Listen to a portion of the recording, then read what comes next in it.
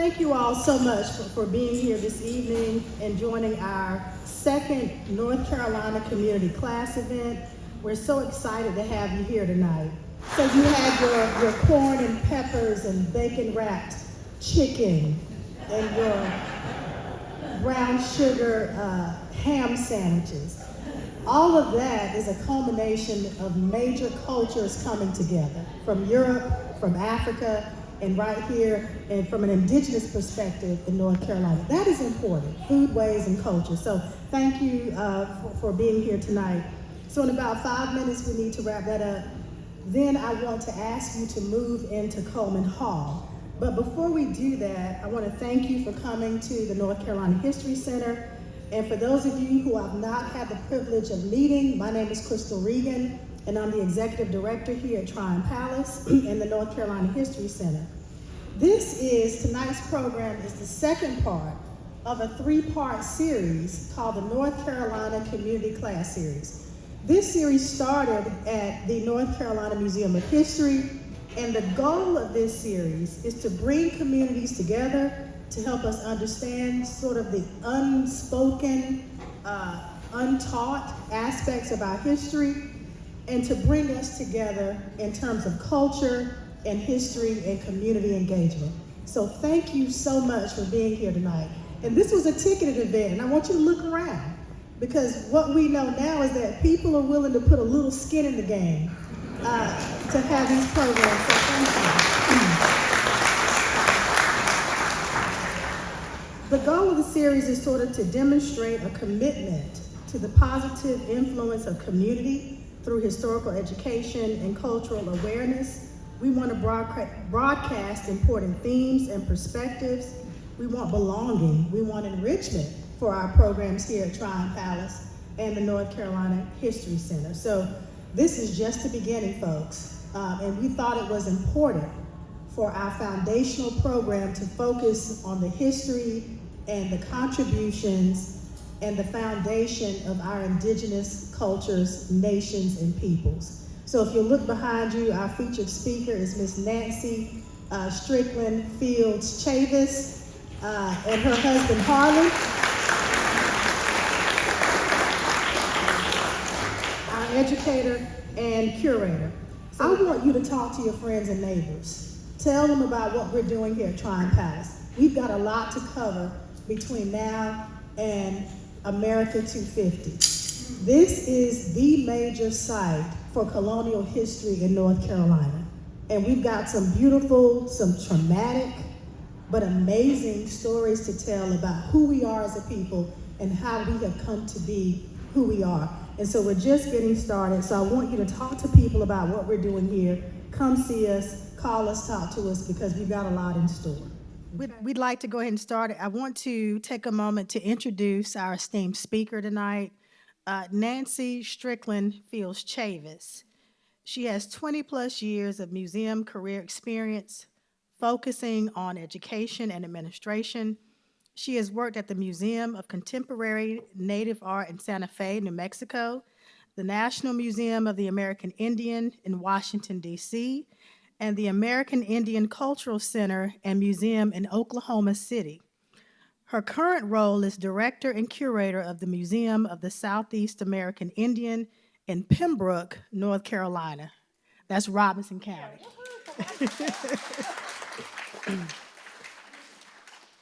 She is the first Lumbee graduate of the Institute of American Indian Arts in Santa Fe, New Mexico, where she earned a bachelor's degree in museum studies. Nancy earned a master's degree in history from the University of North Carolina at Wilmington and is currently a doctoral student in the public history program at North Carolina State University.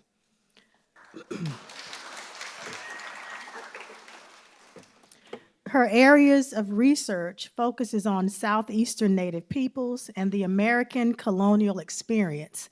And that part about the American colonial experience is really important to us here at Tryon Palace.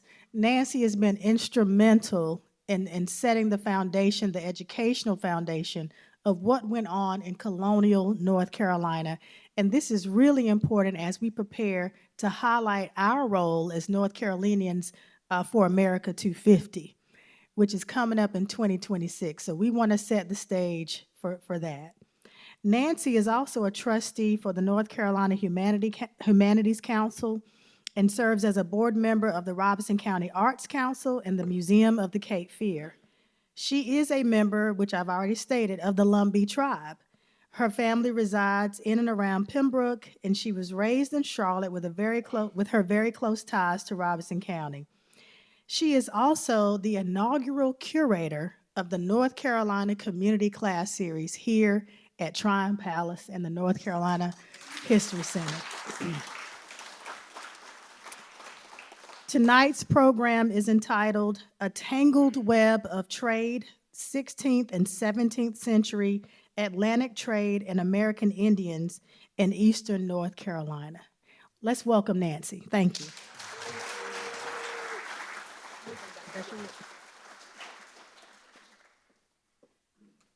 Well, thank you all for having me out this evening, and can we give a round of applause for Chrystal for this program?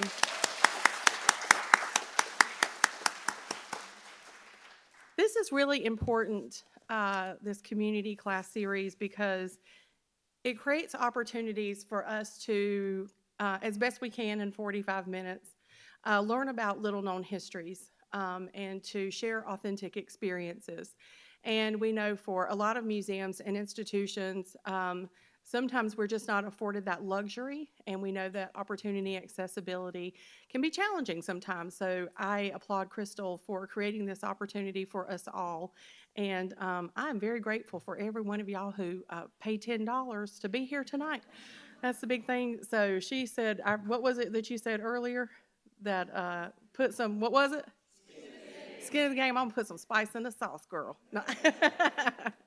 So a couple of things that I want to go over is some questions in the audience. Okay, my background is I am a museum educator. I'm an educator at heart. A little background about me real quick is when I was growing up, I wanted to be a history teacher. I was that weird nerd kid who just loved history.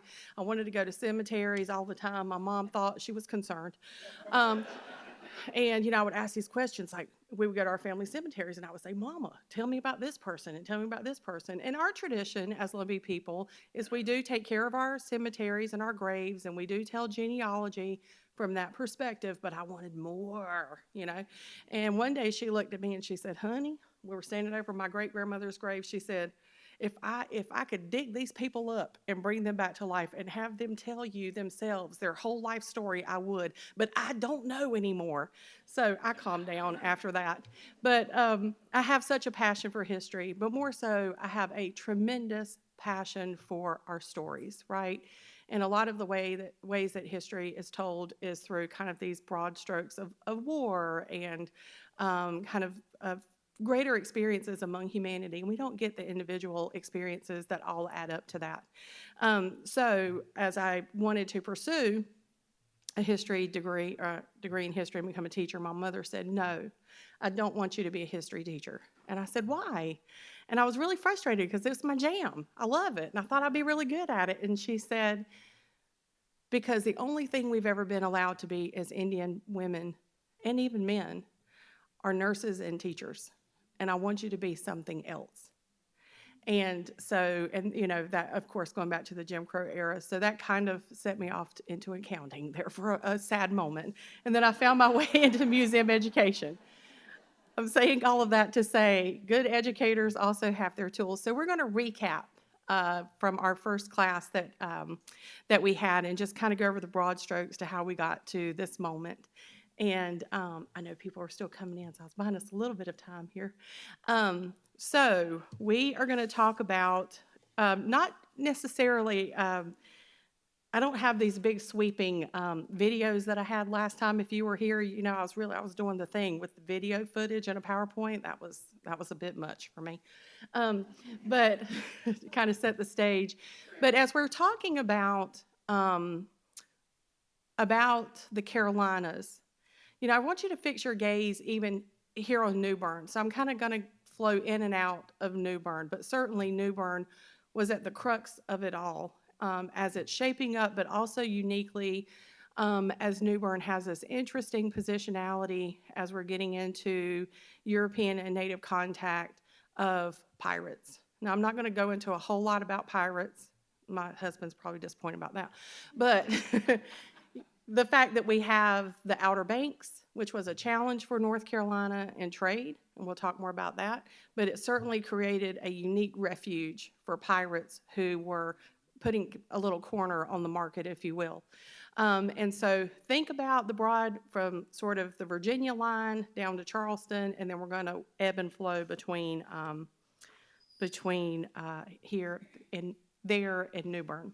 Okay. The other little bit of housekeeping I want to do is to say that we're going to add in a little bit of the 18th century as well. So we're going to cover a lot of ground, a lot of people, in a little bit of time. Okay.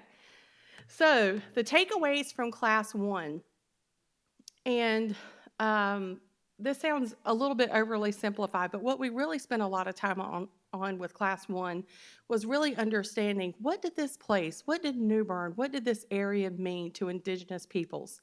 And it was their home, right? It was home to many different tribes from many different nations, and in fact, 3 different linguistic groups. This doesn't happen. I think it's 2 other places in the United States where you have 3 distinct linguistic groups that are living shoulder to shoulder, and scholars are still trying to understand how and why that happened. We know that Native people here were multilingual, which contributed to New Bern when you kind of move forward into the 18th century, and you see this really, I think of New Bern as, and my 6 times great-grandfather was here during this time, this really unique place of Black, white, Indian, mixed blood, all of these different ranks of society living shoulder to shoulder and standing right out here at these docks and engaging in commerce. And we know that their linguistic abilities contributed to how they were a part of trade. So we had Algonquin, Siouan, Iroquois peoples were culturally, spiritually, intrinsically connected to this land and waters. The other takeaway is their identity and worldview were informed by this place. And so one of the concepts that we talked about was bounded space, the idea that who we are and where we come from around the world informs our identity and our culture and informs our life ways, worldview, religion, and all of these things. This land was their home. And today it is still revered by many tribes as their homelands. So there are people throughout North Carolina, South Carolina, people that are up in New York right now that were displaced from here that hold this place sacred, right? These lands have different names than we identify with today. These waters have different spiritual meanings and understanding. They're ceremonial places that we navigate, or you all navigate as folks that live here every day, that mean something different to Indigenous peoples that are still remembered and that are still honored. And then the kind of transitional moment from class 1 is that by virtue of economic trade, European contact would forever change the lives, the accessibility, and connection to this place. So when I talk about accessibility, one of the things to think about are the Tuscarora, for instance, that were removed to New York, that have just only recently, probably within the past 50 or 60 years, gotten footing back in North Carolina. And they're still struggling with what that looks like to have a sense of place and belonging here, a place that they were here for hundreds and hundreds of years. And so that was some of the big takeaways from class 1. We focused on who Native peoples were. We went through some of the tribes, through some of the spiritual and religious understandings, cultural practices, and really set the stage for who are the people, right? And it's worth saying at this moment that it's interesting in my work as a museum educator, director, and curator, humanizing Native people is one of the most challenging things that I do in my work. It's so interesting that that pre-contact Indian is so challenging to find as, or to understand as a mother, a father, grandparents. They have kids, they had worries, they had dreams. And so that really is what class 1 was about, understanding the people and then understanding how, as we move forward in time, why they fought so hard, what their politics were, what their strategies were, what their challenges were, what their worries were, and then how did things kind of end up to where we are today, which is another thing. We work a lot with teachers across the state And that's one of the questions that they have. So it was important to me to say, these were human beings that lived everyday lives right here, pre-contact. And as abstract as it sounds, it really is a challenge. So I thought it was worth spending time on. Okay, so as we began to talk about trade, this was actually part of my closing slide. And so, has anyone seen this image before? One person. Interesting. Okay. This is an image of a young girl that was originally painted by John White up in Roanoke. Later, this is an engraving. It's actually been tinted by Theodore DeBry. It's from around the production of these were around 1588. Now, what's interesting about this image, and of course, she's accompanied by her mother, and she has her hand, I should have included the whole thing, but she has her hand draped through pearls, strands of pearls that she wears. But what's interesting about this is that in her hand, she has a European doll. And this is the very first European good that has been documented with an Indigenous person. This is the unraveling of it all. This will set forward a trajectory of commerce among Native peoples that will forever change our lives and certainly will forever change the world. And it's so interesting that the first item that's ever captured or documented, first European item with an Indigenous person, is a doll. And the innocence of a doll, right, when we think about that. The other interesting part about this is that the first Indigenous person to be holding a European good is a woman, because women will rule trade until Indian removal. I'm positive. And I'll tell you why. I'll tell you why right now. Or I'll steal my thunder here. I'm going to tell you why. It is because, and we talked about this in the first class, as Southeastern people, we are matrilineal societies. Women ruled our societies. Women were leaders. Women were clan mothers. Women were in charge. We impact kind of a harsh reality. Even when you think about John Lawson, it was Tuscarora women the clan mothers who reviewed what the punishment should be for John Lawson and what they viewed as his breach of Tuscarora territory without announcing himself.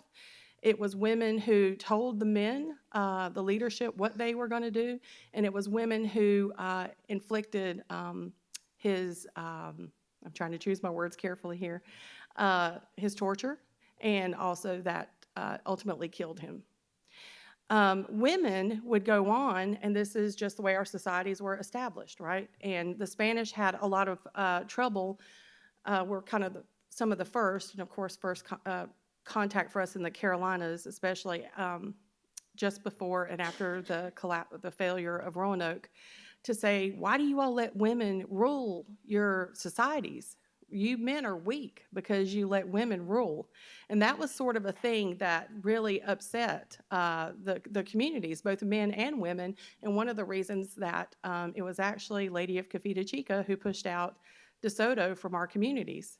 And so we pushed back on the Spanish really hard. Now, when England came over, they took a quick note and said, we can't be as brutal and we can't criticize and condemn the women as we're trying to establish our colonies, because we know that they are the leaders and we want to establish a firm colony and not do what the Spanish did. It was a cautionary tale. Here's the other real quick thing about commerce, because I really don't go into a lot of this into the presentation, but that this particularly weighs out when we start seeing Indian traders, especially the Scottish, as they're starting to come in after the Battle of Culloden and come in through Wilmington. A lot of these Scottish men become known as buckskin Scots. And these are kind of these frontiersmen who are kind of operating in trade under the Lords Proprietors and the House of Burges up in Virginia. And they intermarry in with Native communities so that they can have an edge on American Indian trade. Well, what's interesting and why these women want to marry these men is because it also put them kind of on the inside of trade as well. They would have first dibs at the cooking pots. They would have first dibs at the beads that were coming in. They would have first dibs on all the things that these traders had. And then, of course, like any good woman, you know, I shouldn't paint this kind of in this way, but we like nice things, right? And so that really gave them an edge on the market, but it also displayed through their material goods and their possessions, their wealth and status, the same way that material goods can be read today among society. So the other interesting thing real quickly is that as they had children, because a child belongs to a mother. So even if a child is born between a white father and an indigenous mother, or a black father and indigenous mother, or whomever, that child is always native. And as long as she's female, it doesn't matter how many generations down the line, that child is always going to be Indian. So they didn't see that those intermarital relationships or those interracial relationships, rather, did not factor into that child's native identity. And they were still privileged with full rights among their communities, which is very important. Okay. So what is Atlantic trade? I thought we would start with the basics first, right? So Atlantic trade, also known as the triangular trade, was a complex network of trade routes that connected Europe, Africa, and the Americas from the 16th to the 19th centuries. The trade involved the exchange of goods, raw materials, and people, and especially native slaves. We'll talk about that here in a little bit. It had far-reaching consequences for Native American communities, the African diaspora, and the world. And we know that Atlantic trade, once it really kicks off, in the late 1500s, early 1600s, it encompasses 3/4 of the trade for the entire world. So what were the goods that were a part of the Atlantic trade? Can you all see this slide pretty well? Okay. So you have, and first let's talk about the triangular shape of it. Do you get why it's called the triangular trade? So really, I like to say the starting point is Europe, because these are the drivers of Atlantic trade. They're going down to Africa, and they are exchanging guns, cloth, iron, of course, alcohol. And while they're in Africa, they're picking up African slaves. And they're also picking up gold, ivory, spices, and other things. It's going over to the Caribbean, and they are cultivating sugar, which is one of the big things, molasses, rum, things like that. And then it's going up through the Caribbean into the Carolinas, typically around Charleston, and depending on what year, New Bern as well. And then it's going up to New England, and then it's going back, and it's consistently flowing. Now, I do want to say, as you've got this flow of trade that's happening, you also have pirates who are trying to intercept these ships and all of these goods and this wealth. So that's really important to understand. What I want to say here that's not included on this map is the supplementing the goods were Indian manufactured goods. And they really do hit Atlantic trade pretty early on. And I'm one of these people who was really needling Southern scholars to say, you really need to better position American Indian goods with Atlantic trade, because it was very important. Of course, indigenous slaves were some of the first people to cultivate sugar down in the Caribbean. We're going to talk more about that here in a minute. The other big thing is corn. Corn becomes a global commodity almost immediately. And so not only is it important for people who are here and living and needing to eat, right? We know we could do a whole presentation on corn. The secondary resource of that was cornmeal. And cornmeal was important. Native people are manufacturing cornmeal. Cornmeal not only created breads and pancakes and things like that, but they also would thicken soups and stews and could create long-lasting kind of food sources.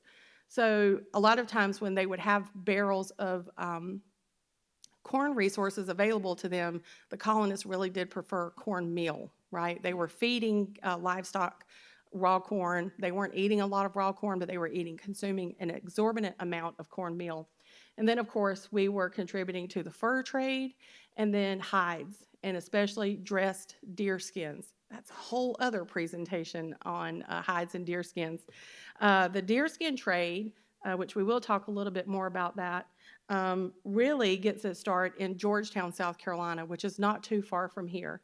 And of course, dressed deer skins that Native people were bringing to the Winyah factory, which was in Georgetown, and exported to England. Made up 90% of every leather good that was produced in England and Ireland and other parts of Europe for over 100 years. That means every book, lampshade, coat, pants, furniture, anything that was a leather good, 90% of it was a Carolina deerskin. The interesting thing about that is because of the volume that deer, it's hard for us to imagine this, deer almost went extinct in the Carolinas because they were over harvested. So that's a very interesting thing to think about. One other little fun fact is, like students at UNCP like to say, is that the term a buck, how many of you all have heard that? How much is that? $2, $3, $4? So that reference comes from the deerskin trade right down in Georgetown, South Carolina, and in the Carolinas themselves to say 1 buckskin had an economic value. So I'll trade you $2 for that barrel of corn. I'll trade you $3 for this, this copper pot or whatever. So that's where the term a buck comes from right here in the Carolinas, which is pretty interesting. Okay. Make sure I'm pointing this in the right, there we go, okay. So I want to point this out real quickly, and this is actually a Virginia porcelain tobacco jar, which people would store tobacco in, and we know that tobacco is also one of the big commodities, indigenous commodities that was traded, and this is one that dates from the early 1600s. But in 1587 was the end of the colony, the Roanoke colony, but it was the beginning of Carolina, right? Because we know that pretty immediately afterwards that more colonists were sent, certainly up to Virginia for Jamestown, but we know that people were already starting to branch off from Jamestown. They would go native, as some people would say, and join native communities, or they would just flee. And what a lot of people don't realize about Jamestown, which is very interesting, is that there was a new ship coming in every 4 months with another 100 or so people. Now, granted, this wasn't in the heart of winter, right, when they were having their most struggling time, but almost every 4 months there was a new ship of people coming in, and some of these folks would take off. So we know that there was settlement in the Carolinas, even if it wasn't a formal settlement for the crown. So the beginning of Carolina and the power of trade. The indigenous politics of colonists settling among indigenous people. We were thinking, what do they have to offer us? What's in it for us? And I wanted to point out that question because it's really interesting to think about. A lot of people see contact as an immediate decline for Native peoples. Right? There was contact, and then there was disease, and then there was warfare, and then things got really bad, and then the next thing you know, the Indians have vanished, or they've been moved to Indian territory, and they're not here anymore. And that could be no further from the truth. Going back to my first presentation, these are human beings. So the first thing that Native people were thinking about is what's in it for us? What would be advantageous for us to have these people here with us? What do we have to gain from them? What kind of goods could we get from them? How can we capitalize on warfare against our enemies and use them to ally with us? So there wasn't this sense of victimization for Native people. In fact, it was the opposite. There was agency, there was power. We never saw European people that came here as a threat. Never, not one time. In fact, when you read some of the Spanish explorers' accounts for their first encounters with Native people in the Carolinas, we were on our canoes and at their ships before they could get their little dinghy boats off the side of their ship to come ashore. And we were on their boats before they realized what happened. We were asking the question, who are you? Why are you here? What do you have, right? And after the familiarity, then we were like, do you have guns? Do you have this? Do you have that? What can we get? And there's so much talk about how our canoes could go from rivers to oceans rapidly and quickly. In fact, when you look again at Georgetown, or even from here, right, you have the Neuse and the Trent, thank you, rivers coming together, and then you have the Sounds. These are very different waters that people are engaging with and going out to the Atlantic. They're not saying, I'm going to have one canoe for this, and one canoe for this, and one canoe for this. They were on it and out. So we were looking at what were the advantages that we could also get from Europeans. And we find out pretty quickly. Guns, rum, metal tools, including cooking pots and things like that. Well, cooking utensils, cloth. We obsessed over cloth. beads would be our downfall. Remember I told you about women and nice things? Also in men. Can we stop here for a moment and let me just give you a quick vignette about John Lawson? How many of you read John Lawson's work, History of the Carolina? Okay. One of my favorite stories, and John Lawson is a complicated figure. He's a very complicated figure for Native people, but if you read closely to John Lawson's first writing about his experience here in North Carolina, the guy was on vacation, right? And it's very clear. He has, and it's interesting too to think about when he comes here in the early 1700s for the first time, there's already this bit of infrastructure that's set up that I like to call native tourism. Because if you read his writing, it's like, I'm staying with this Indian tribe today, and then 2 days from now, Indian John is going to walk me to this tribe. We're going to stay with them. They're going to host us and cook. It's very Southern. They're going to walk and cook us, and then we're going to go over there, and we're going to meet with them. And he was on vacation, and the word was out in Europe even by the early 1700s. If you want to see Indians, you need to go see them now because they're going to be dying off pretty quickly, right? So that was his urgency for coming over here. Well, one of the things that explorers would bring with them, one of the things that we obsessed about were these beautiful European glass-cut beads, the little tiny beads that you still see today in American Indian beadwork. And there was a guide, and if I'm not mistaken, I think the guide might have been, he was Waxhaw. And they were down around Charlotte, near where Waxhaw is today. And this guide had been with him for a couple of days, and he had meticulously beaded his moccasins, and they looked spectacular. And he was so proud of his moccasins. John Lawson even mentions, like, he walked differently. He was picking up his feet a little bit higher and showing off and everything. He was very proud of what he had done. Well, there was a Catawba young lady, that was at Waxhaw when John Lawson was being hosted. These were big affairs, right? They would have these big feasts, and people were singing for him and all of these things. And of course, he's trading goods and I think giving them a little bit of cash. It was native tourism. And so Lawson sees pretty quickly that his Indian guide and this Catawba girl, for lowbrow commentary here, were getting ready to hook up. And he told his companion, he said, we need to arrange a mock wedding because these two are definitely locked into each other. So they perform this sort of mock wedding, and sure enough, they go off to celebrate their honeymoon, if you will. And then early the next morning, he hears his Waxhaw companion screaming, and he comes out of his little tent that he was staying in, and he was crying and he was screaming, and John Lawson was like, what's happening? What's wrong? What happened? And he said, my bride stole my moccasins and she's gone. Never to be seen from again. He was inconsolable for the rest of the trip until John Lawson is passed off to his next companion, and there's probably countless other stories just like that.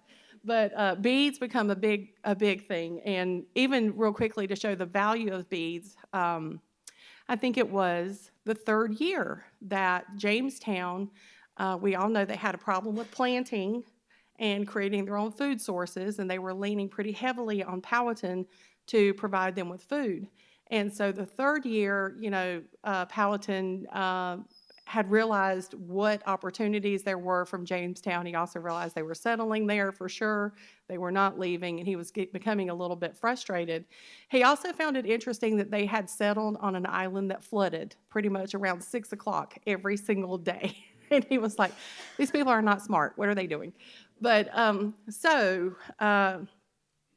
I can't remember if I think it was Percy that came to him and said, we respectfully ask for 2 barges of corn from you. Now, Powhatan had tribes that were under his confederacy that had labored and worked all summer long to produce enough corn to pay their taxes, to pay their tribute to him as the supreme king over this confederacy. And so they had been coming in and bringing all of this corn and other foodstuffs and materials and deerskins. And of course, the folks at Jamestown saw this and thought, certainly, Powhatan is extremely wealthy. He could share some corn with us, with the colony, to get us through the winter. And so Percy approaches him and he says, I will not give you any more corn. I will not supply you with any more food. I have told you for the past 2 years, grow food. We've instructed you. We've given you seed. We've told you where to plant. We've done everything. You cannot expect us to supply you unless you agree to fall under my leadership. Well played, Powhatan. And of course, Percy said, I refuse. I am the governor. I am appointed by the queen. And Powhatan said, well, your queen is not here to feed you. Again, well played. So in steps John Smith, and we know that he's quite the character from history, right? John Smith had in his possession 6 hanks of sky blue Czechoslovakian glass beads. And he dropped those beads from his hand and let them hang in front of him. And he said, Powhatan, respectfully, give us 3 barges of corn, and you can have these 6 hanks of glass beads. And we promise to plant next year. And Powhatan melted in his hand and took those glass beads and turned over those 3 barges of corn. Now, the next year, Powhatan started sourcing beads from another place and other goods, and that was their starving year, and I think that's where they turned to cannibalism. That's a whole nother story. That is true, yes. So we know that we were also indulging in other luxury goods such as silks, and there's a whole other story about where Native people really start obsessing about different French silks and laces and ribbons and things like that, which are even still reflected in our regalia today. And I can't emphasize this enough, and we're not going to spend a lot of time on this, but rum, rum, rum, rum. And if there was anything that really led to the demise of who we were as a people, it was alcohol. And of course, that is a byproduct of sugar. One of the saddest stories that I've ever heard about our people in the Carolinas as it relates to alcohol was probably in the mid-1700s, and it was up around Edenton. And I think it was Eden. Okay, Eden was a governor, right? Yes. Okay. And I think it was one of his writings or someone that was part of his cabinet and said, these poor Indians are almost unrecognizable because when they drink and they get drunk by the fire at night, they fall in it, they roll in it, and they're severely burned, and they are scarred and have lost limbs, and this alcohol is killing them into their demise. But just the physicality, right, of people living by fire then, candles, your night fire that you would sit by, and just the scarring that people would have from that, these burn marks that Native people would have. And of course, we know a lot of negotiation, even here among the Tuscarora that settled at Indian Woods. There was an issue with rum being traded among them. North Carolina tries to put out sort of a prohibition against rum, and we all know how that goes, right? You can't compete with an underground market, any kind of economic underground market, especially controlled substances. When people want alcohol, they will get it. Goods transform cultural norms. Guns replace bows and arrows. Metal tools replace stone. Metal cooking utensils replace pottery and basketry. Cloth replaces leather. Beads replace bone and seed beads. Horses replace runners, and rum replaces all the senses. And so when you see this type of transformation happen among Native people, then you can see more mobility among people. You can see a need to sort of move or try to get away from, right?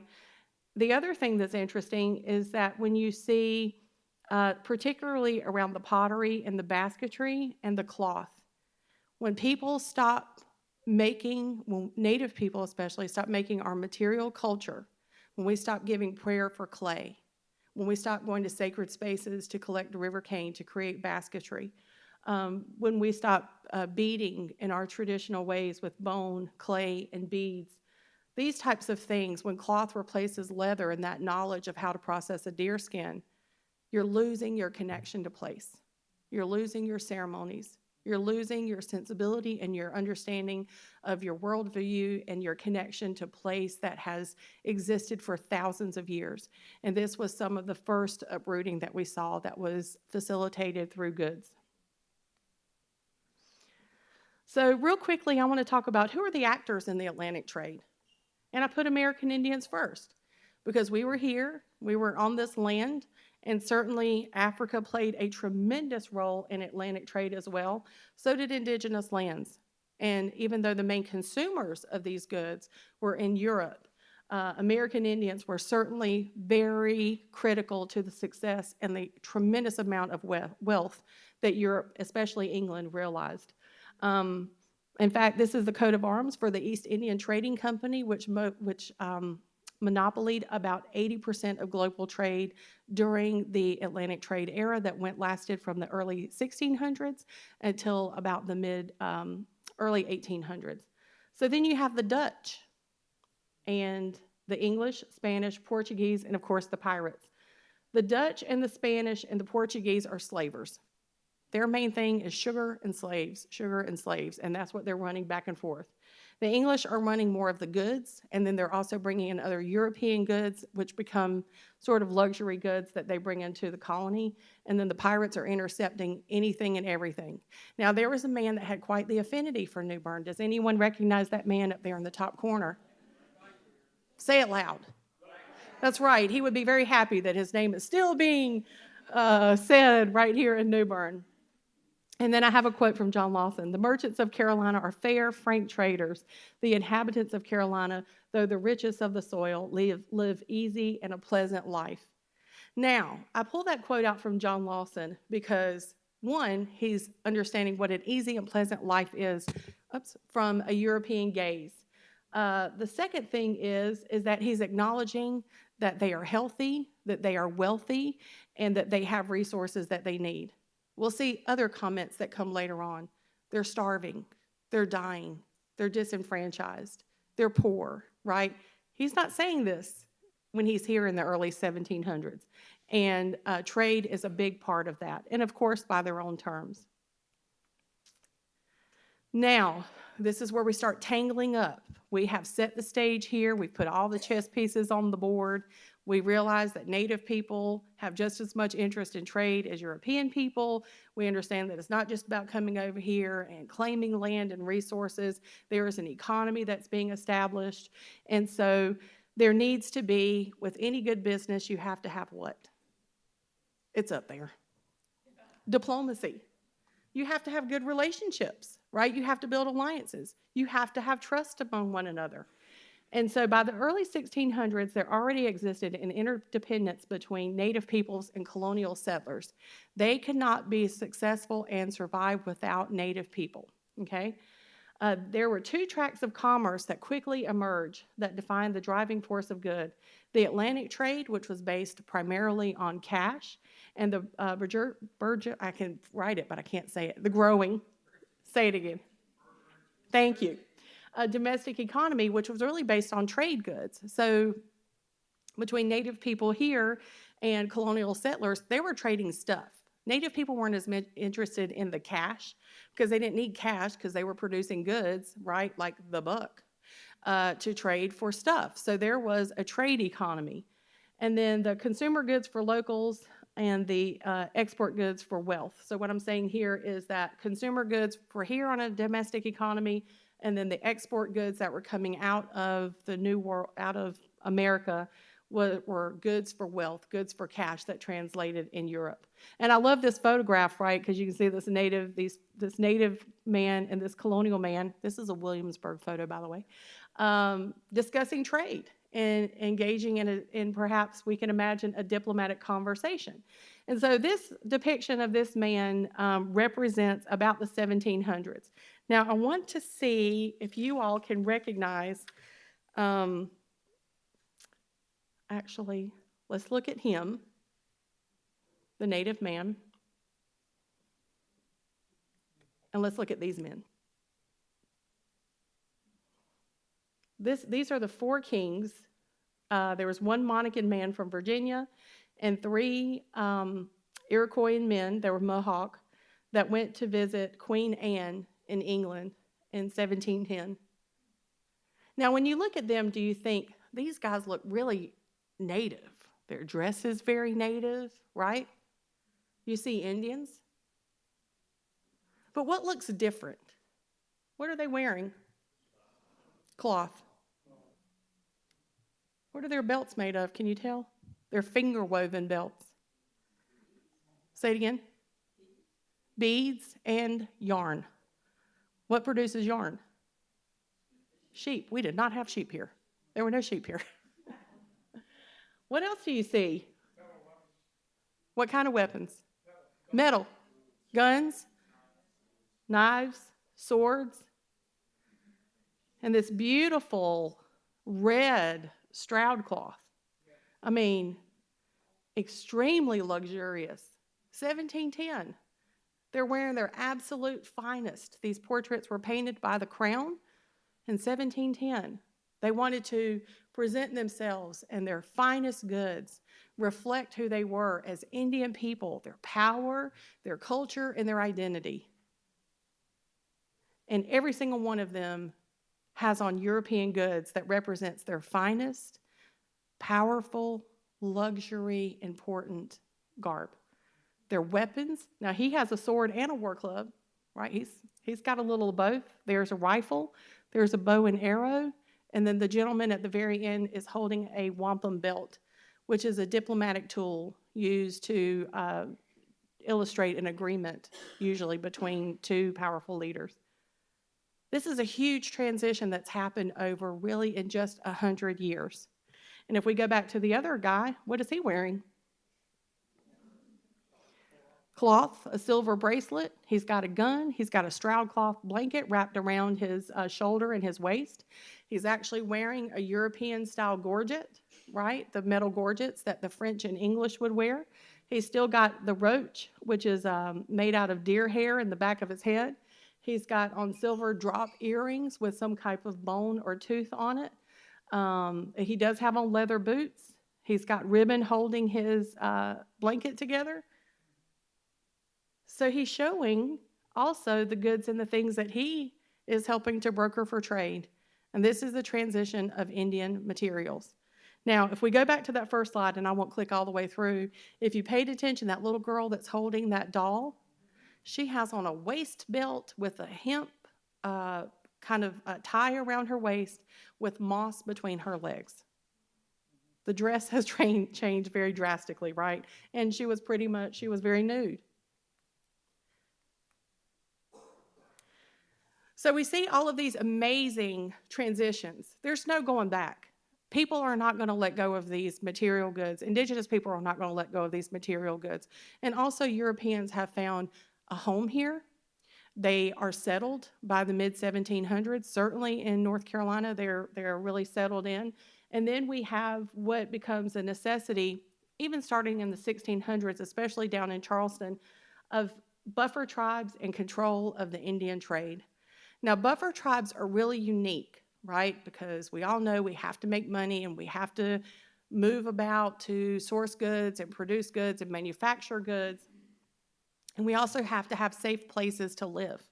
So what becomes interesting is that European settlers and these little colonial settlements that they would create would ally with the tribes that were all around them.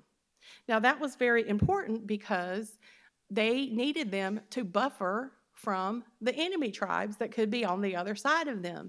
And by having an alliance with the tribes that were immediately around them, which also informed where they would settle, then they would say, you guys can help fight on our behalf and we'll keep trading goods with you to stay in your good graces, right?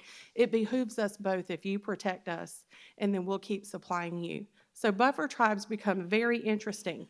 And it also becomes a necessity, if you will, for how the Lords Proprietors and the House of Burgess says we need to maintain good Indian relations in the 16 and 1700s, early 1700s. We have to have good Indian relations because even with the warring tribes, they're protecting us. And I want to point out there was not a unified monolithic opinion on trade and how trade was conducted.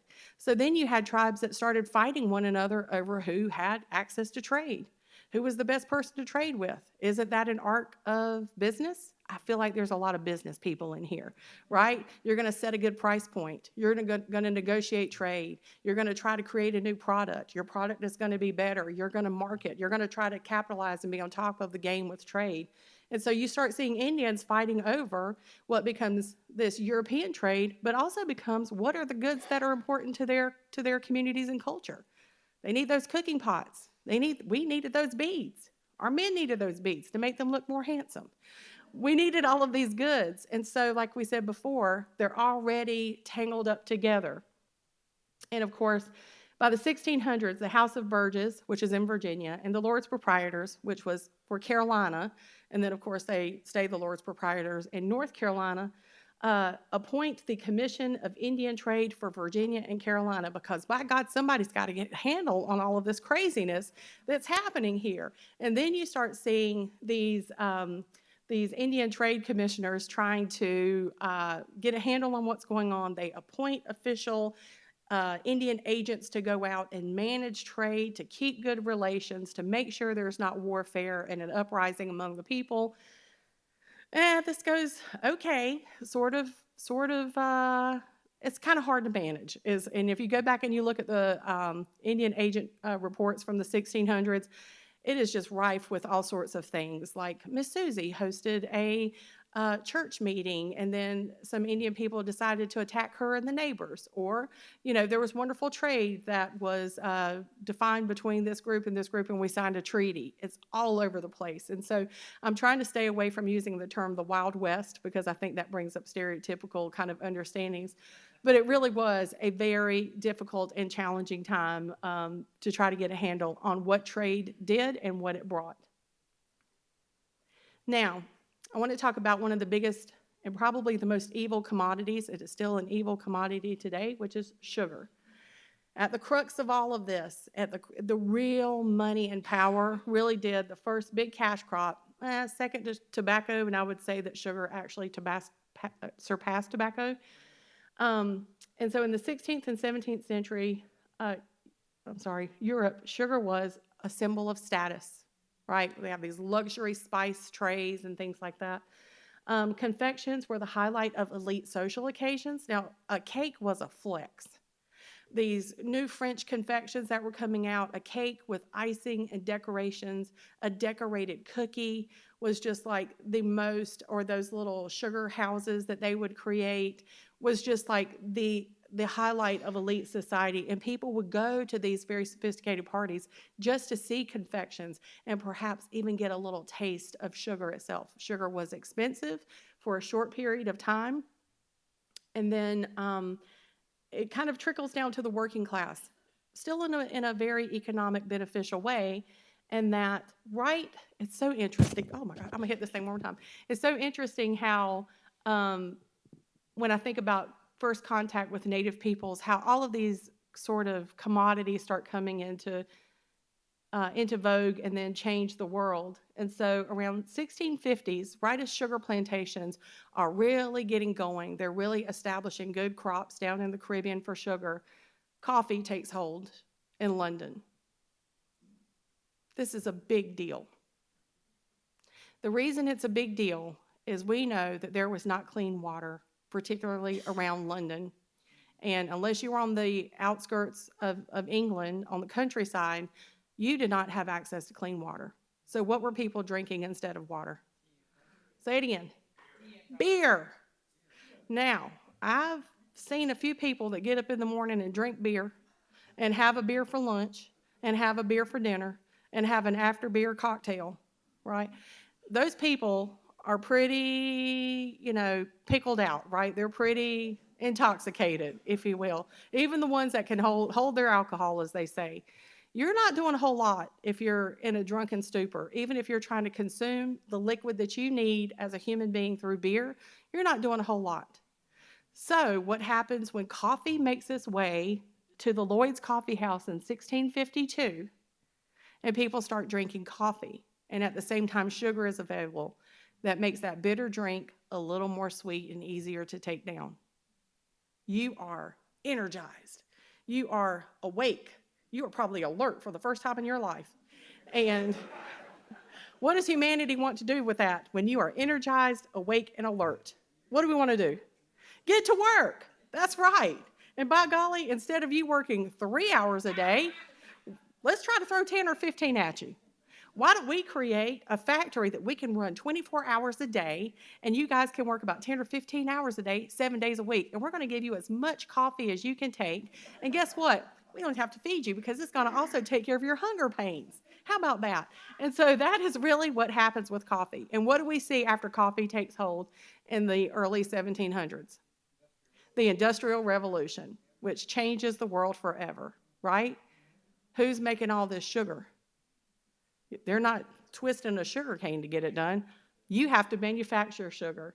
And that's where American Indian slaves come in. American Indian slaves were the first people who were captured and taken to the Caribbean to produce sugar.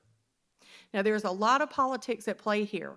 All of these alliances, all of these enemies that are among one another, that now you've got buffer tribes and you've got Indians who are siding with presumably these white settlements within their communities, and some are doing better at trade and some aren't. Some are trying to remove themselves from trade. Some are trying to be more traditionalist. You even see people start coming up saying, we need to separate ourselves, and others are saying, we're not separating ourselves, we're doing great.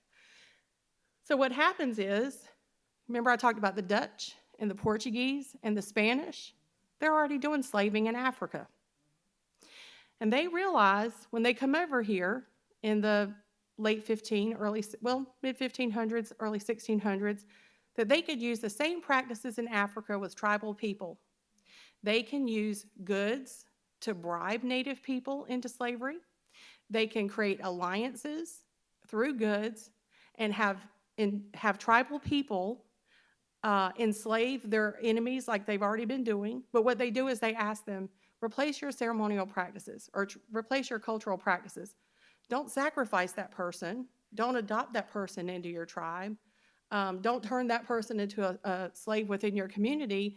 You can do that maybe ceremonially without the actual act, but bring them to us. So they took those alliances that they had established. They took the practices they had been using in Africa, overlaid it here, and had native people enslaving other native people. And native people took them right to Charleston, which there's a new park there that there's a ship and it commemorates the diaspora of African people, and hopefully we're trying to work with them to talk about the native story. And they took them to Georgetown, South Carolina. Some of them got sent up to New England, but that model goes on for almost 200 years of native slavery. We have worked to try to quantify how many indigenous people were taken into slavery. In fact, my husband and I went to Barbados last December and had a really meaningful series of meetings with folks to research more about native slavery, which is a very growing area of scholarship. But it really is almost a lost history. And the reason is that sugar production is very challenging and difficult. From the time you cut sugar cane in a field in the morning, by the end of the day, you've got 3 raw goods from sugar cane: rum, molasses, and cone sugar. You're cooking that sugar over a hot pot. You're working out in the fields. It is very difficult work. The average lifespan of a native person who went to the Caribbean for sugar did not live more than 2 weeks. 2 months tops.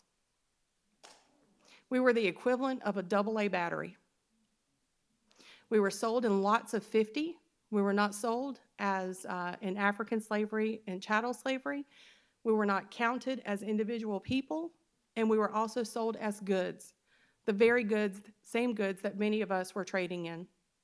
So you could buy a lot of 50 Indians, men, women, and children, preferably women and children, because there was also this sense of, we could maybe get rid of these Indians who were acting as middlemen or brokering trade and push them out. But to do that, we need to get rid of the women, right? And we need to get rid of their children. You could buy a barrel of sugar, you could buy a barrel of fish, you could buy some whale oil, and you could buy 50 Indians. And that was how we are registered in merchant slips. And that's how we know from our own stories as well. And then being received down in the Caribbean, Jamaica, Barbados, all of the different islands. And so that has a huge, I argue that native slavery has a much larger role in depopulizing eastern North Carolina and South Carolina than disease could ever touch. Now, here's what's interesting. Some of the big slavers, and these are histories that we wrestle with, but some of the big slavers were the Tuscarora and a few other tribes. But when the tables turn and the population is less, and then the slavers become the enslaved, there's some pushback. They're like, wait a minute, this was not intended for us. And then they kept pushing and pushing and pushing. And real quickly, I know I'm right at time. Would you all are here for it, and I'm here with you.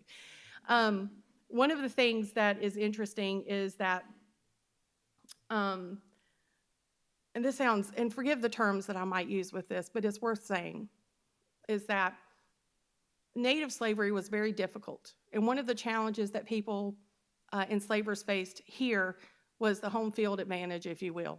This was our land. We knew how to navigate the space. We had other alliances that was very different than people that were imported here, enslaved peoples that were brought here. And it becomes challenging. And so this, and then there was also the history with indentured servants in Virginia, where there's a hard shift to just African slavery.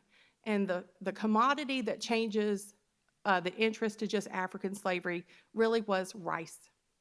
And rice was exclusive and African commodity that was cultivated because they had that knowledge.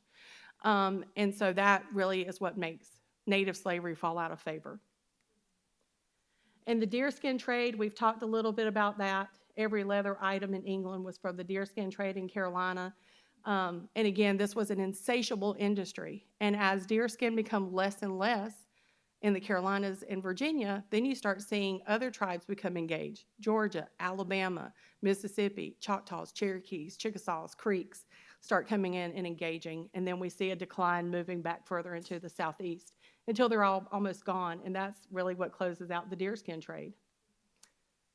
And then we see Governor Tryon trying to get a handle on this. And so really, by the time Governor Tryon takes power here in the 1670s, he is working with tribes further out west because tribes in this area have, after the Tuscarora, have sort of scattered, if you will, and we'll talk about that in the next series. And Governor Tryon was known as the Great Wolf, is what the Cherokee called him, because he was so powerful and he could make so many things happen. And so he negotiated one of the first treaties with the Cherokee before the American Revolution, and they named a mountain after him, Tryon Mountain, which is up around kind of just west of Charlotte, kind of south of Morganton. And Governor Tryon really tries his best to manage trade, but we also know that Governor Tryon was short-lived here. And in our next class, we'll talk more about sort of the collapse with what becomes the North Carolina government and how they handle what they now call their Indian problem. And then I did want to point out, we mentioned this a little bit earlier, as we've kind of talked about the Carolinas and a little bit of Virginia, New Bern is in the crosshairs of this. But what New Bern really represents is the seat of commerce. It's a port town. It is a place that is accessible through the sounds, through these two rivers. People can kind of come in through Ocracoke and then kind of get out and head out to England. But really the Outer Banks created a huge problem for North Carolina. And New Bern, of course, represents the first settlement here in 1710, relatively late when you think about Charleston and Williamsburg and those areas, but it's the Outer Banks. You can't get ships in and out of North Carolina. And it was all about the commerce, and so North Carolina, what would become North Carolina, was loosely inhabited until the domestic economy really takes hold. When we start only seeing the importation of luxury goods come from Europe, is around the same time that we're starting to talk about independence from England. So I wanted to talk a little bit, well, we've actually talked a little bit about what happens when trade fails. This is sort of that ill-fated moment in illustration when de Graffin and John Lawson are kind of seized by the Tuscarora people, and we kind of know sort of what happens after that, right? And really, it is the frustration. It is almost 200 years of experience of trade, relationships, alliances, the collapse of these relationships and alliances, the almost loss of manufactured goods that Native people can supply, even with our own bodies, that really starts making us turn and start fighting back more. And we know that that's what happened here with the Tuscarora and even among other tribes that belong to the Siouan and Algonquin peoples. So for this next series, we're actually going to pick up with Lawson and de Graffin. We're going to look at what did it mean to start a new colony here in North Carolina, a domestic colony that was not dependent on Europe, and one that also wasn't English, which is very interesting. And so we are going to pick up where alliances and relationships begin to collapse, and then we're going to talk about not only what happened to Tuscarora people, but the fate of American Indian people moving forward, and even that informed a legacy of where we are today. I appreciate your time so much.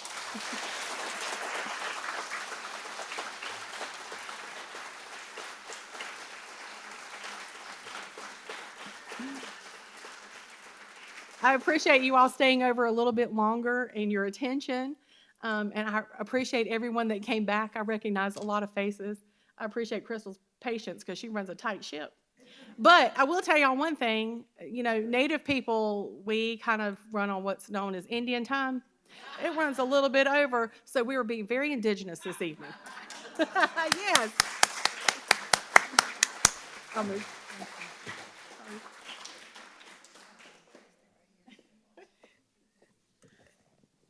Nancy Strickland-Fields Chavis. Yeah. Thank you. Thank you. Thank you.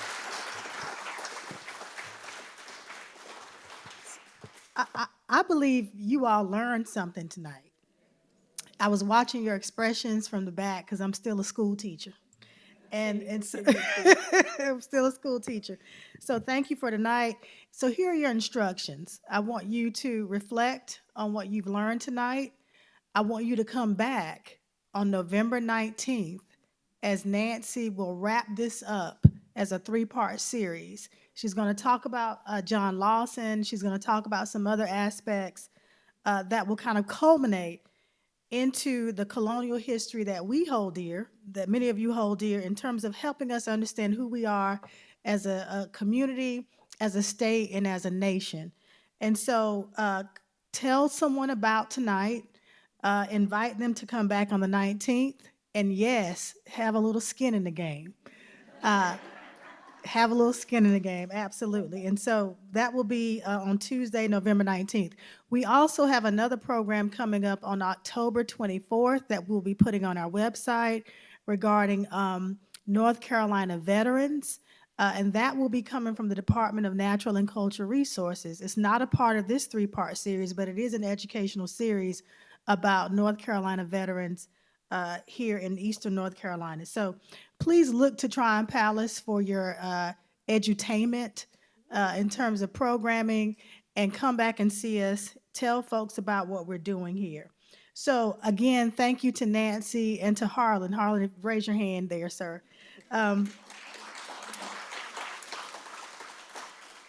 We are not going to do a Q&A tonight, but if you do have questions, feel free to reach out to me or Nancy Fagel. Email us, and we will make sure that we transfer those questions to Nancy so that she can incorporate them, time permitting, into her 3rd and final program for this inaugural community class series. Thank you, be safe, and have a great night.